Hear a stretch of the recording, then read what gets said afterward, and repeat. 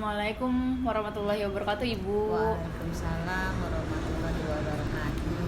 Apa kabar, Ibu? Sehat? Alhamdulillah sehat walafiat. Semoga Bu Ica juga sehat walafiat. Baik, Ibu. Ibu, saya Rica Anggreni. Saya merupakan calon guru penggerak angkatan 9. Hari ini saya mohon izin, Bu. Saya ingin mewawancarai Ibu perihal tugas Ibu sebagai kepala sekolah dan kebijakan-kebijakan Ibu dalam Ibu sebagai kepala sekolah dalam mengambil kebijakan yang tentunya yang dimana ada dilema etika serta bujukan moral. Apakah Ibu bersedia? Bersedia Bu Ica, silakan. Baik, Bu, nanti di sini akan ada beberapa pertanyaan yang akan saya tanyakan kepada Ibu. Langsung saja ke pertanyaan yang pertama ya, Ibu. Silakan ya. Selama ini, bagaimana Ibu dapat mengidentifikasi kasus-kasus yang merupakan dilema etika atau bujukan moral? Untuk pengambilan keputusan terkait dilema etika dan bujukan moral ya, kedua-keduanya merupakan keputusan yang harus diambil ya oleh kepala sekolah. Nah, untuk menentukan pengambilan keputusan yang tepat ya, langkah pertama yang biasa saya lakukan adalah saya membuatkan tujuan atau prioritas dari pengambilan keputusan tersebut. Artinya kita harus menentukan tujuan yang pertama terkait dengan pengambilan keputusan tersebut, sehingga nantinya bisa ada solusi yang tepat. Baik, Bu. Jadi Ibu mengidentifikasi kasus-kasus berdasarkan tujuannya ya, Bu, tujuan ya. dan prioritas dan skala prioritas. Ya, penting tidaknya, ruang lingkupnya luas atau tidak, apakah itu terkait pengambilan keputusan hanya terbatas kepada individu saja atau orang banyak. Nanti kan ujung-ujungnya nanti kan larinya terkait dengan kebermanfaatan dari pengambilan keputusan tersebut. Ya. Baik, Ibu, terima kasih, Bu. Selanjutnya, Bu, pertanyaannya, selama ini bagaimana Ibu menjalankan pengambilan keputusan di sekolah Ibu, terutama untuk kasus-kasus di mana ada dua kepentingan yang sama-sama benar atau sama-sama mengandung nilai kebajikan? Terkait teknik atau pendekatan dalam pengambilan keputusan tersebut ya, biasanya ada pengambilan keputusan yang bisa langsung ditentukan oleh kepala sekolah, ataupun ada pengambilan keputusan yang nantinya akan melibatkan tim. Nah, tim ini terkait bisa berasal dari unsur pendidik ataupun tenaga kependidikan ataupun warga sekolah yang nantinya bisa memberikan masukan ya kan, saran dalam pengambilan keputusan tersebut. Jadi dilihat dari ruang lingkup keputusan sendiri, apakah nanti terkait dengan hajat hidup orang banyak ya kan, ataupun terbatas kepada pengambilan keputusan yang bersifat individu. Baik, Ibu, terima kasih, Bu. Selanjutnya, langkah-langkah atau prosedur seperti apa yang biasa Ibu lakukan selama ini? Biasanya untuk pengambilan keputusan seperti tadi saya sudah infokan ya, pertama-tama saya menentukan dulu tujuan ataupun prioritas dalam pengambilan tersebut. Kemudian mengidentifikasi. Setelah diidentifikasi, kami memilah-milah atau menguraikan atau menganalisis dari permasalahan-permasalahan tersebut. Kemudian setelah dianalisis, kami membuat opsi-opsi, pilihan-pilihan kemungkinan untuk mengatasi atau mengambil keputusan tersebut.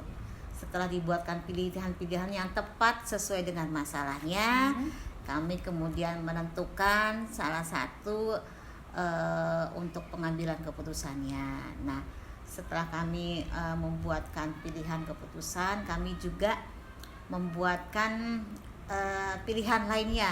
Artinya ada plan A ataupun plan B apabila mungkin nanti plan A yang sudah kami tentukan belum berhasil ya, nanti kami akan menggunakan plan B-nya.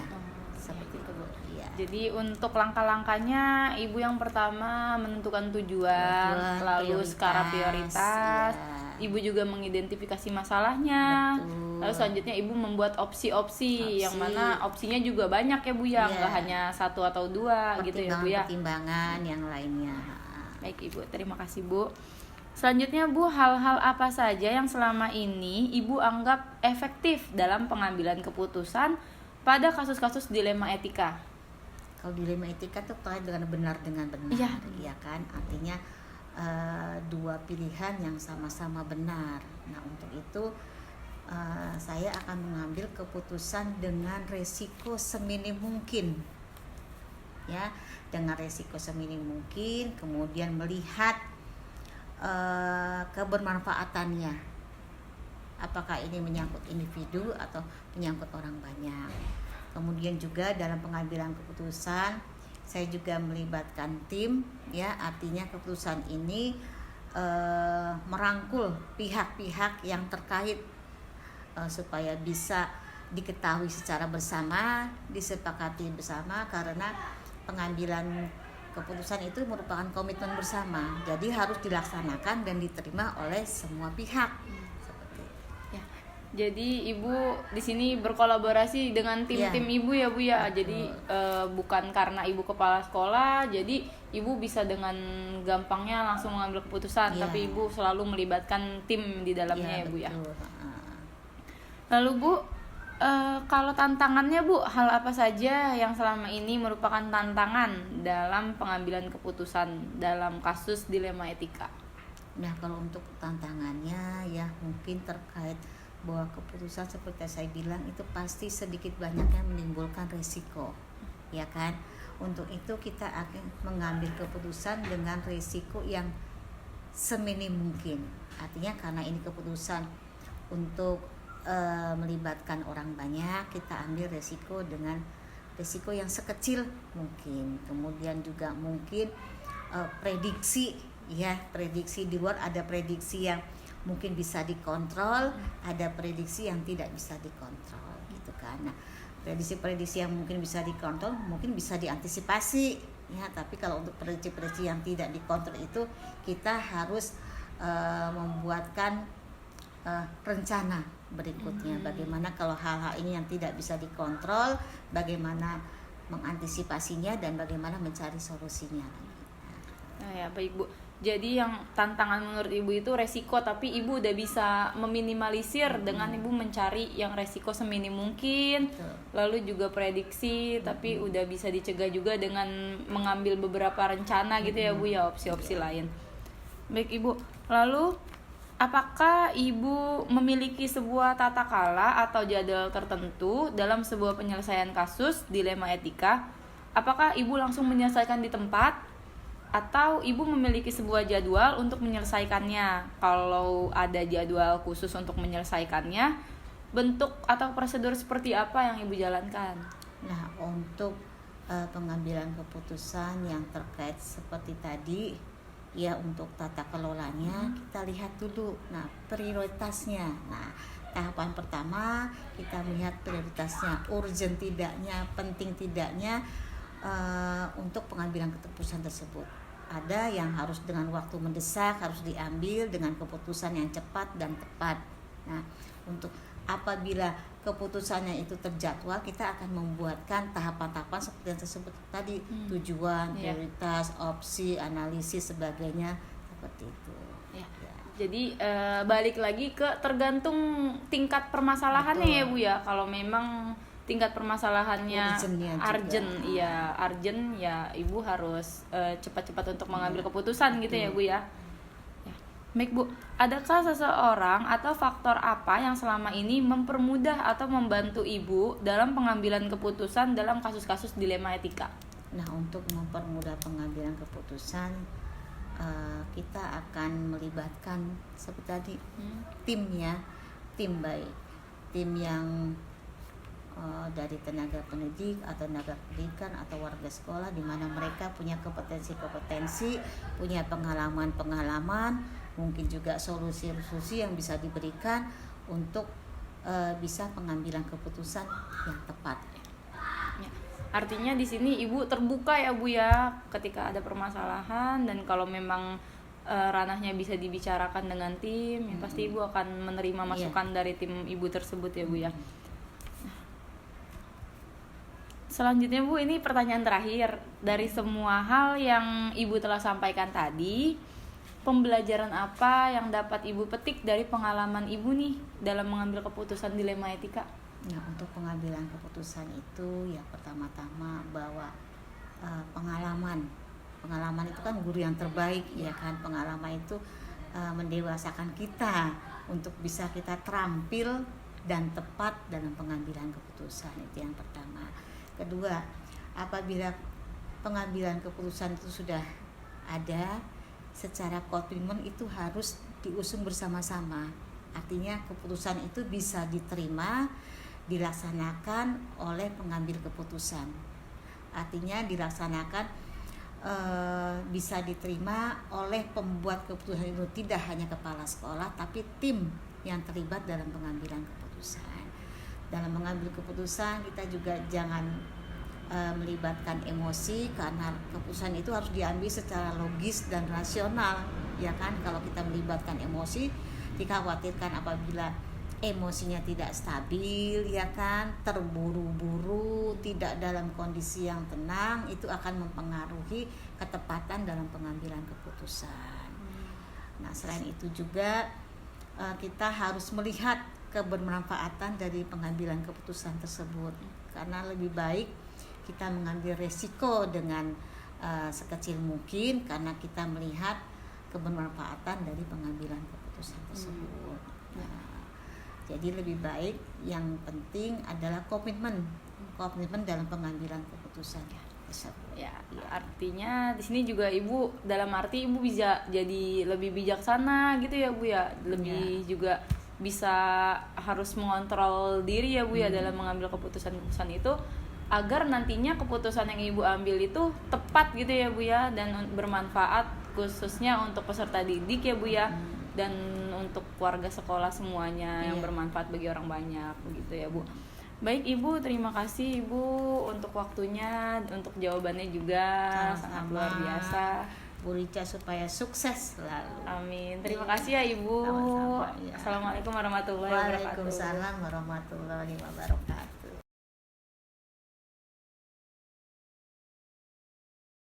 Assalamualaikum warahmatullahi wabarakatuh, Bu Bun. Waalaikumsalam.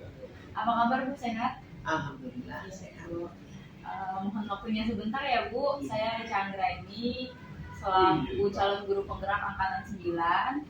Hari ini saya mohon izin ingin mewawancarai Ibu terkait tugas Ibu sebagai kepala sekolah dan kebijakan Ibu dalam mengambil keputusan terkait kasus-kasus yang merupakan dilema etika atau rujukan moral. Gitu ya Ibu. Kira-kira Bu Un berkenan? Insya Allah. Ya, terima Kita kasih. usahakan. Terima kasih Bu Un. Di sini saya ada beberapa pertanyaan ya Bu. Yang pertama, selama ini bagaimana Bu Un mengidentifikasi kasus-kasus yang merupakan dilema etika atau rujukan moral? Iya, terima kasih Bu Rica. Dalam hal ini saya akan membantu menjawab sesuai dengan apa yang ada di sekolah kami dan apa yang sudah kami lakukan dalam kesehariannya dalam menangani kasus-kasus yang ada di sekolah kami. Saya pertama melihat dari sudut pandang moral dan hukum dalam menangani kasus itu, ya. Apabila kasus tersebut melanggar hukum, maka sudah kepada tentu itu merupakan suatu hal yang salah. Ya. Jadi suatu kebenaran tidak melawan salah. Ya. Namun jika masih bisa dikatakan benar lawan benar, masalah tersebut adalah merupakan suatu dilema etika. Ya. Apa? Dilema etika itu jadi suatu masalah yang benar-benar ketemu pertimbangan ya. Jadi dia akan bicara juga.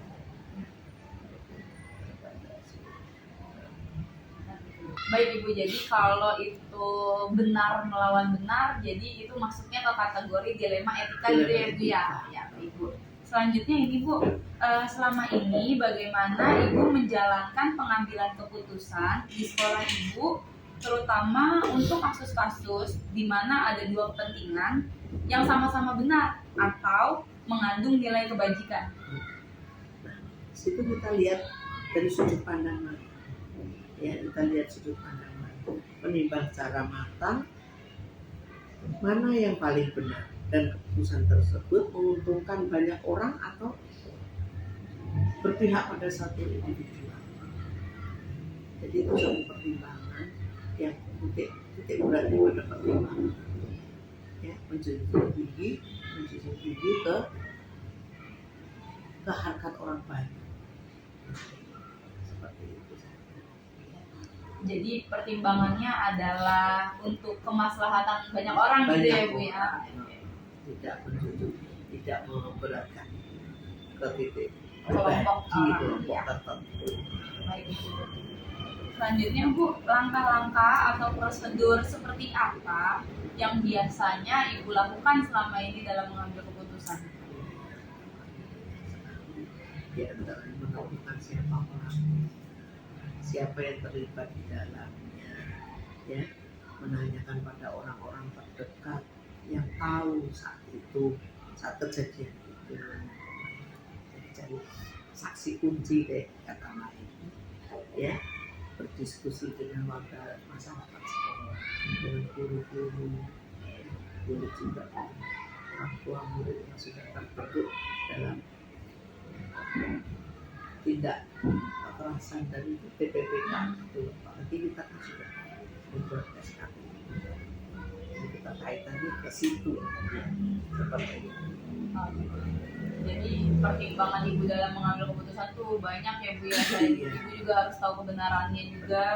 Selanjutnya Ibu juga berdiskusi dengan rekan-rekan guru juga mungkin ya Bu ya. Baik ya.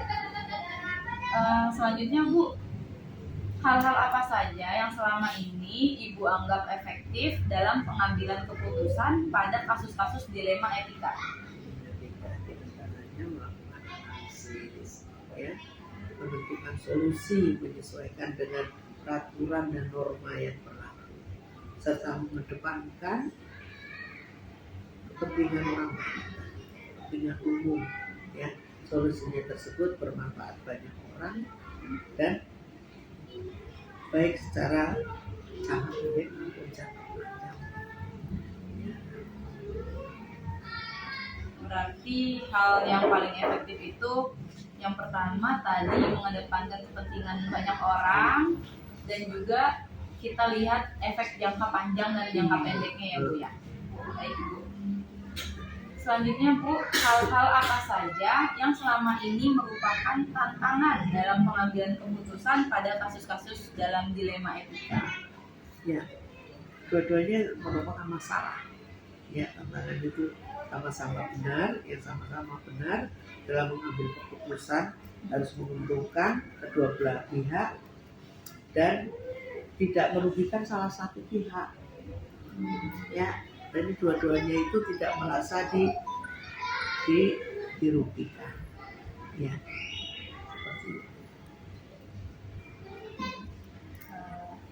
Ya, baik Bu. Jadi tantangan Ibu itu adalah benar-benar harus memastikan ya Bu ya, bahwa dalam hal ini tidak ada pihak yang dirugikan dan tidak ada salah satu pihak yang diuntungkan gitu ya Bu ya. Jadi harus rata gitu. Selanjutnya Bu, apakah Ibu memiliki sebuah tata cara atau jadwal tertentu dalam sebuah penyelesaian kasus dilema etika? Apakah Ibu langsung menyelesaikan di tempat atau Ibu memiliki sebuah jadwal khusus untuk menyelesaikannya? Kalau ada, bentuk atau prosedurnya seperti apa yang Ibu jalankan? Ya, untuk memutuskan suatu permasalahan itu kita tinggal melihat keputusan seperti apa permasalahan ringan mungkin bisa kita putuskan sendiri, kita putuskan. Kalau memang perlu dirasa kita perlu pertimbangan itu kita lakukan suatu pertimbangan.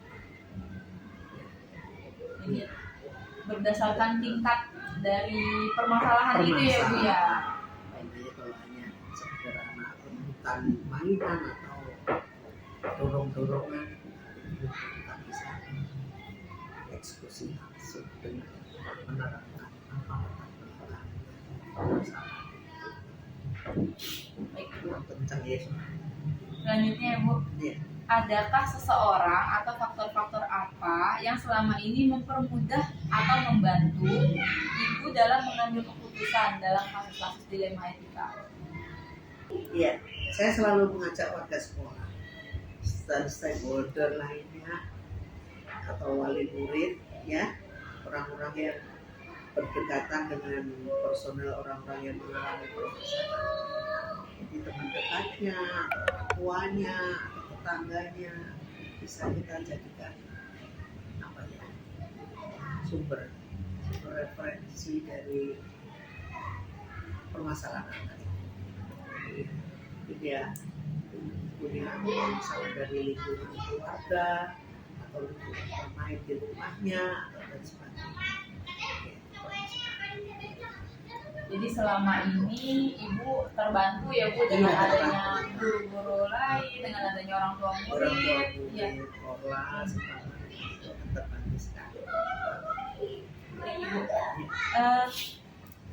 Terakhir ya Bu, dari semua hal yang sudah Ibu sampaikan, pembelajaran apa yang dapat Ibu petik dari pengalaman Ibu selama ini dalam mengambil keputusan dilema etika? Sepertinya saya merasa lebih bijaksana, ya, merasa lebih bijaksana dalam menyelesaikan suatu permasalahan. Ya, jadi kita tidak boleh gegabah, ya kan? Kita tidak boleh egois, selalu dijunjung tinggi kepentingan orang banyak. Dan kita juga tidak boleh membunuh karakter si anak itu gara-gara suatu permasalahan yang kira-kira akan berdampak ke belakangnya menjadi apa ya, kecewa, terus timbul trauma berbagai macam seperti itu. Ya, jadi intinya Ibu dalam mengambil suatu keputusan itu Ibu juga melibatkan orang lain, lalu Ibu juga menggali permasalahannya itu dulu ya Bu ya. Iya. Ibu nggak langsung tiba-tiba ngambil keputusan dengan hanya ada laporan dari satu pihak ya Bu ya. Lalu Ibu juga tadi mengedepankan untuk kepentingan dalam hal ini yang kepentingan banyak orang itu berarti peserta didik kita ya Bu ya. Peserta didik. Iya. Begitu dengan teman-teman lainnya. Baik Ibu, saya rasa cukup. Ibu juga sudah menjawab beberapa pertanyaan yang telah saya ajukan. Ibu terima kasih banyak ya Bu ya untuk waktunya. Sama-sama. Ini menjadi suatu apa ya, kalau ukur kita dalam menentukan permasalahan, baik itu para sekolah maupun guru pasti punya permasalahan, ya. Kalau lebih kita sudah dibuatkan suatu SK dalam menindaklanjuti suatu permasalahan pada peserta didik kita, ya, untuk menjadi permasalahannya selesai tanpa meninggalkan bekas trauma, tanpa meninggalkan apa ya, tanpa membuat salah satu pihak bingung. Terima kasih, selamat belajar, selamat berjuang, ya. Kita kedepankan layanan yang optimal untuk peserta ujian. Terima kasih banyak ya Ibu. Assalamualaikum warahmatullahi wabarakatuh. Waalaikumsalam.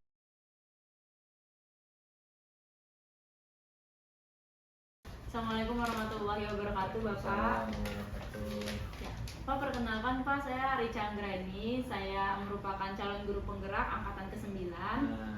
Hari ini saya ingin mewawancarai Bapak terkait peran Bapak sebagai kepala sekolah dan bagaimana Bapak dalam mengambil keputusan-keputusan yang ada dilema etika serta bujukan moralnya. Bagaimana Pak? Apakah Bapak berkenan? Boleh. Terima kasih Pak. Ada beberapa pertanyaan Pak yang ingin saya tanyakan. Yang pertama yaitu selama ini bagaimana Bapak dapat mengidentifikasi kasus-kasus yang merupakan dilema etika atau bujukan moral? Iya. Jadi memang dalam sekolah ya ada aja kita menemukan masalah-masalah yang kemudian kita putuskan kebijakannya. Dan kalau kita melihat permasalahannya banyak sebenarnya, tapi kalau kita menemukan yang sifatnya bujukan moral ya cuma dua aja. Satu, dan kalau dijawab dengan tindakan satu menjadi benar, satu ada yang salah gitu. Artinya dibedakan kalau bujukan moral sisinya yang lain adalah kebenaran, sisi lainnya salah. Yang kedua, kalau dilematika etika itu biasanya mengandung dua kebenaran. Artinya ketika kita putuskan A sama-sama bisa, tapi juga mana yang lebih kualitas kebaikan. Baik Pak, jadi Bapak lihat dulu kasusnya ya Pak ya. Jika itu benar melawan salah, itu pasti bujukan moral. Begitu juga dengan jika itu benar dengan benar, itu dinamakan dilema etika, gitu ya Pak. Baik Pak, selanjutnya selama ini bagaimana Bapak menjalankan pengambilan keputusan di sekolah, terutama untuk kasus-kasus di mana ada dua kepentingan yang sama-sama benar atau sama-sama mengandung nilai kebajikan? Memang itu sesuatu yang susah ya. Artinya kan kita namanya dilema, gimana sih dilema itu ya pasti kita akan susah memutuskan sesuatu. Tapi kan ada standar-standarnya. Ya, sama aja kita ikuti dengan segala langkah tadi, langkah yang kita harus laksanakan. Mengenali dulu masalahnya apa gitu. Mengenali masalah, kemudian yang kedua itu menentukan siapa yang terlibat gitu. Karena itu juga berbeda ya. Kalau misalkan anak yang bermasalah dan tidak tahu permasalahannya gitu, ada begitu kan gitu. Jadi kita berbeda penyelesaian. Jadi memang langkah-langkah itu harus kita cari. Pertama mengenali masalah yang ada, lalu siapa pelakunya gitu. Kalau pelakunya orang yang sudah paham, berbeda kita memberikan kebijakan dengan sudah yang belum paham gitu. Jadi juga kita perlu persis harus tahu. Yang ketiga adalah mengumpulkan fakta benar apa enggaknya. Jangan sampai kita memutuskan yang salah. Jadi kita kumpulkan mengumpulkan fakta-fakta yang ada ya, dari informasi-informasi yang masuk kita, agar nanti keputusan itu benar-benar ya mengarah yang lebih ideal gitu ya. Walaupun namanya dilema kan biasanya sesuatu yang dua-duanya kalau kita ambil kebijakannya ada benarnya, cuma kadang-kadang skala prioritas. Maka kita perlu fakta yang kemudian yang keempatnya adalah pengujian benar atau salahnya. Artinya pengujian itu butuh masukan dari orang lain. Jadi nggak bisa sendiri kita sebagai mentang-mentang kepala sekolah kalau kita putuskan sesuai dengan kemauan kita, nggak harus ada masukan dari orang lain sehingga benar salah itu teruji. Yang ke 6 ya. Iya. Prinsip pengambilan keputusan Bu, kan ada 3 ya prinsip pengambilan itu. Yang pertama itu adalah berpikir berbasis hasil akhir. Kemudian yang kedua ada berpikir berbasis peraturan. Nah, peraturan juga. Yang ketiga berpikir berbasis rasa peduli. Ini yang harus kita perhatikan dalam rangka untuk mengambil kebijakan yang benar, yang benar yang lebih benar gitu ya. Ini ada investigasi opsi ya. Ini gini, ketika kita kan pasti ada beberapa opsi-opsi ya. Saya ambil contoh aja nih. Ya. Ketika ada anak secara peraturan sekolah itu sudah melanggar kepada pelanggaran yang berat, kalau kita lihat dari ini itu dikembalikan ke orang tua. Ternyata ketika kita kebijakan ini kita dapatkan itu memutuskan harusnya memang harus keluar, tapi ada hal lain. Kalau dia keluar, kalau ada bukan pindah, bukan keluar, pindah ya. Kalau dia pindah di swasta berarti kan itu biaya. Lalu orang tuanya ternyata setelah kita telusuri tukang gojek, ibunya tukang cuci. Kalau kita arahkan ke swasta pindah misalkan, berarti kan dia harus mengeluarkan uang banyak, dan kejadian itu nggak sekolah. Lalu kemudian haruskan Pak diberikan apa pembinaannya selama berapa bulan gitu, wajib lapor, akhirnya kita adili. Ya. Jadi kalau keluarga itu nggak sesuai dengan peraturan, tapi teman kalau ada kebijakan yang lain, kalau kita tidak diapa-apakan, maka pengaruhnya adalah kepada anak-anak yang lain. Ternyata mereka punya pelanggaran berat juga tetap aja dia bisa sekolah, kan pengaruh yang lain. Ini kan dua dilema. Satu kita ketemu fakta, kemudian kita juga mengadakan investigasi ya. Kemudian buat keputusan setelah itu. Ya, tadi misalnya sudah ada masukan ini keputusan itu waktu itu saya bikin anak ini suruh ketika pembiasaan agama jadi kultum selama 2 bulan. Kultumnya itu tentang apa dia bolos, apa dia pokoknya yang menghafal dan akhirnya keputusan ini mengambil sebuah pelajaran anaknya dan saat ini baik sudah lulus dan kamu juga luar biasa. Contoh.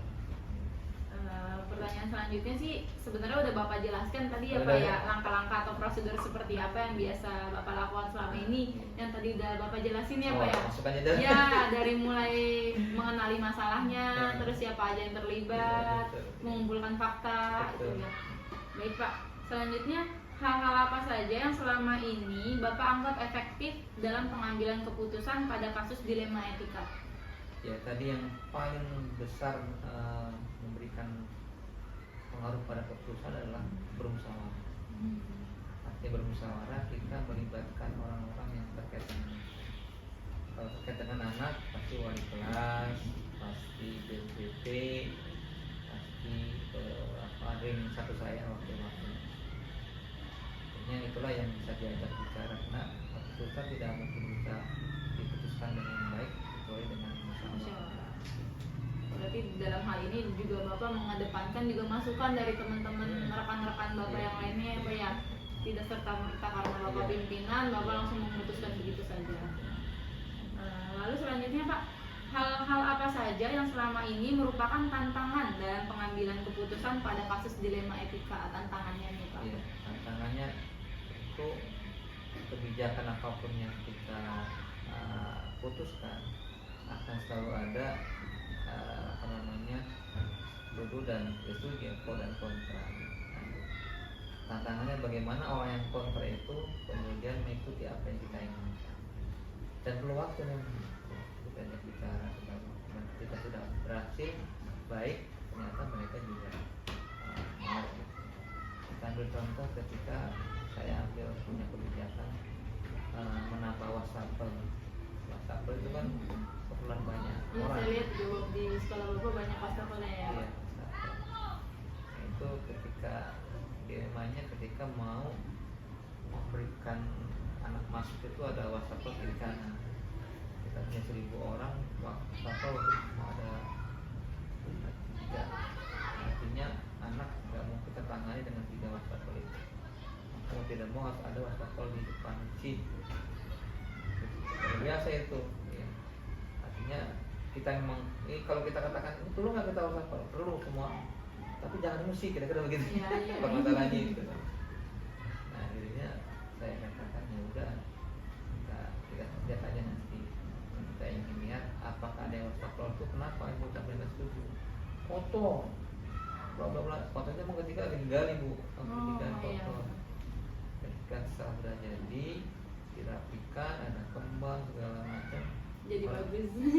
Orang itu bukannya orang setuju juga tidak setuju. Karena ini artinya tantangan yang terberat adalah bagaimana kita bisa memahamkan orang yang dengan kita. Artinya membuat jadi satu persepsi gitu ya Pak ya. Lalu Pak, apakah Bapak memiliki sebuah tata kala atau jadwal tertentu dalam sebuah penyelesaian kasus dilema etika? Apakah langsung Bapak menyelesaikan di tempat atau Bapak punya sebuah jadwal untuk menyelesaikannya? Bentuk atau prosedur seperti apa yang Bapak jalankan?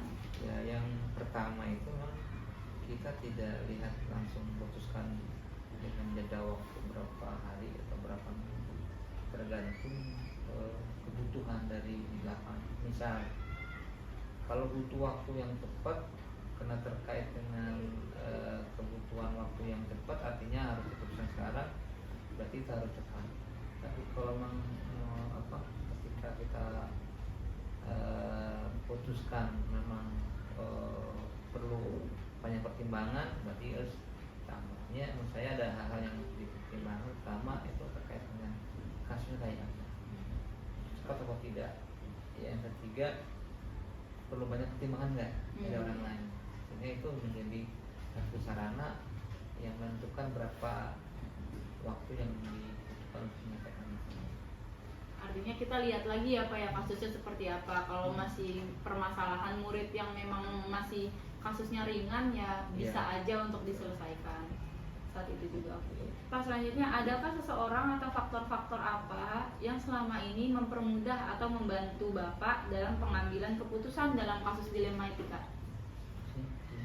Ya, maksudnya faktor atau ada nggak sih orang yang mempermudah Bapak dalam membantu Bapak untuk mengambil keputusan?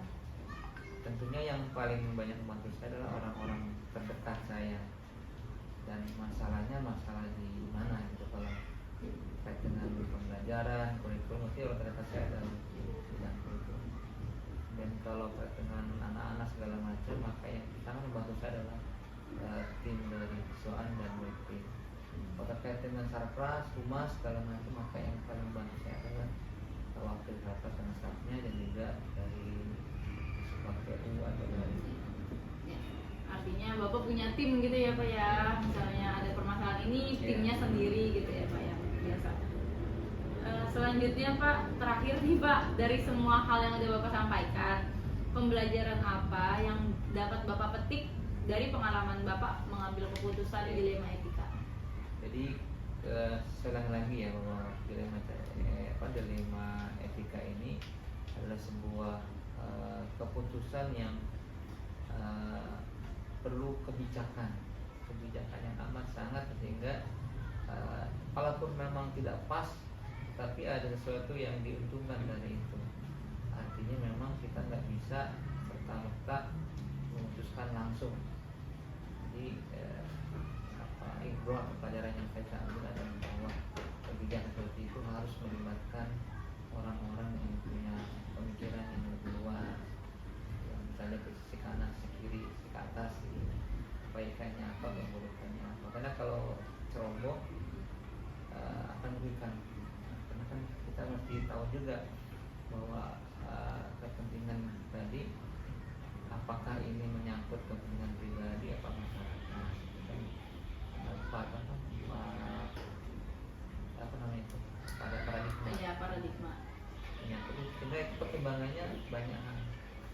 Apakah ini termasuk disiplin atau apa namanya? Apa dapat daripada yang melawan itu ya Pak, yang ada rasa kasihan. Jadi itu juga artinya kita kelola itu dengan baik supaya keputusannya memang lebih rasional, lebih punya manfaat yang lebih baik. Nanti Bu kita yang pas paradigma ya soalnya. Iya. Jadi lupa juga saya. Jadi intinya Bapak itu ketika mengambil keputusan, mengambil kebijakan ya tentunya yang untuk bermanfaat untuk peserta didik, bermanfaat untuk orang banyak gitu ya Pak ya. Sehingga nggak bisa kan kelemahan kita ini nggak semuanya kita menguasai. Masukkan dalam nanti kebijakan itu ya lebih memberikan manfaat bagi peserta didik, manfaat kepada warga sekolah. memberi manfaat kepada karakter sekolah terbangun dengan baik dengan adanya kebijakan-kebijakan yang sifatnya kepada kebijakan yang menghasilkan kebaikan lebih banyak. Baik Bapak, terima kasih ya Pak.